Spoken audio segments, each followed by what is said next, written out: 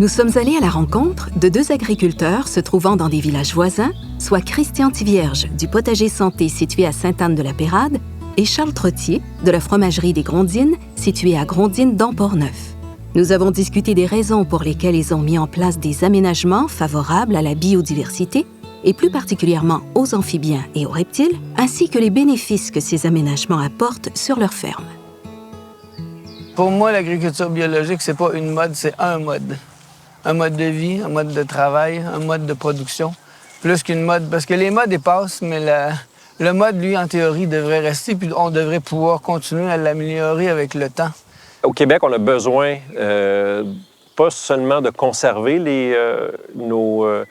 nos zones inondables ou nos zones humides, mais on a besoin d'en installer des nouvelles. Fait que s'il y a des producteurs qui ont des zones inondables ou des baissières où l'eau peut s'accumuler, au lieu de niveler ces baissières-là puis d'essayer de les remplir pour cultiver partout sur la grandeur, moi, je dirais peut-être prendre un moment de réflexion puis se dire, est-ce que je peux sacrifier, entre guillemets, cet espace-là pour qu'il soit plus productif en termes de maïs, soya ou patates, mais de creuser, d'en faire un trou d'eau, de planter des petits arbres autour, de faire un aménagement sur des petites superficies. Pour les brise-vents, c'est ce qu'on a fait.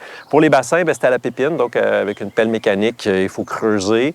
Quelquefois, il faut brancher un pic pour casser le galet, parce que toutes les terres autour du fleuve, là, dans le coin ici, c'est du galet. Il y a de la vie, hein? On travaille dans un milieu vivant, puis tout ce qu'on fait devrait nous amener à faire en sorte que le vivant va être encore plus vivant et plus nombreux puis plus actif qu'autrement. C'est le même dans tout, là. La richesse vient de la diversité, autant chez les humains que chez les animaux. Les amphibiens et les reptiles rendent d'importants services dans les exploitations agricoles. Ils consomment de grandes quantités d'invertébrés ravageurs de culture, comme des escargots, des limaces et des vers. Ils attirent des prédateurs plus grands, comme des rapaces qui s'alimentent également d'animaux nuisibles aux cultures, par exemple des rongeurs, et ils contribuent au recyclage des nutriments. Et les salamandres, étant de grandes consommatrices d'insectes et d'arthropodes, contribuent aussi à l'équilibre de ces populations.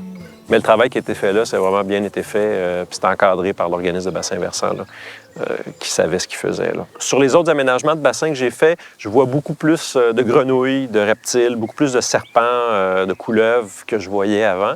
Par rapport à l'aménagement des cordons pierreux ou des haies brise-vents, dans le fond, c'est une ligne naturelle qui contraint les animaux aussi, veut pas, parce que les vaches, ça ne marche pas sur des roches, contrairement aux humains qui aiment grimper sur les roches, pas les vaches. Fait que ça fait des fois une barrière naturelle facile à entretenir. Puis il y a toutes sortes d'autres avantages. Il y a une flore puis une faune là, qui est intéressante. Des fourmis, il y a de toutes sortes. Quand on lève une pierre, il y a toutes sortes de choses en dessous des pierres. C'est sûr que pour installer des brise-vents, le défi, c'est de s'assurer qu'il n'y aura pas trop de compétitions herbacées qui vont étouffer les arbres. Donc, il faut faire une préparation de sol, mettre des paillis de plastique idéalement. Ensuite, on plante au travers, puis de revenir régulièrement pour débroussailler autour du paillis, puis replanter parce qu'il y a de la mortalité. C'est inévitable qu'il y ait des arbres qui vont mourir. Fait que c'est de replanter jusqu'à temps que ça soit assez bien installé, bien stocké. De ne rien faire, c'est aussi une belle pratique environnementale. Donc, je laisse les îlots boisés là. Je laisse les arbres grossir, je récolte pas. J'ai pas besoin d'aller récolter là. Si j'ai besoin de bois, je vais aller simplement ailleurs. Donc, de laisser les bords de chemin, les bords de fossés s'installer en arbre. J'ai pas besoin de les planter. Je peux simplement élaguer des frênes qui vont pousser. Et ça fait lentement des barrières contre le vent, là, du brise-vent.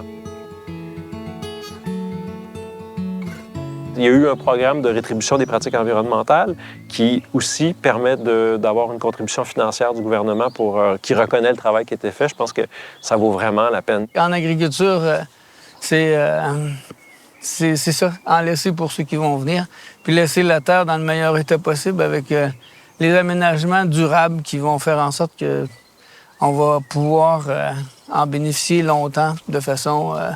Puis ça coûte rien, c'est pas dispendieux, c'est juste de faire des choix.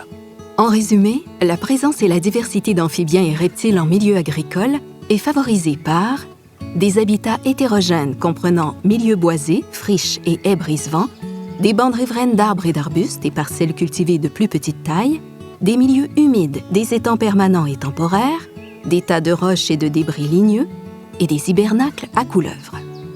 Pour favoriser la biodiversité en milieu agricole, nous vous invitons à visionner les 3 autres capsules réalisées par le CIRFO, portant sur les pollinisateurs, les chauves-souris et les oiseaux champêtres. Des fiches techniques sont aussi disponibles sur ces 4 sujets.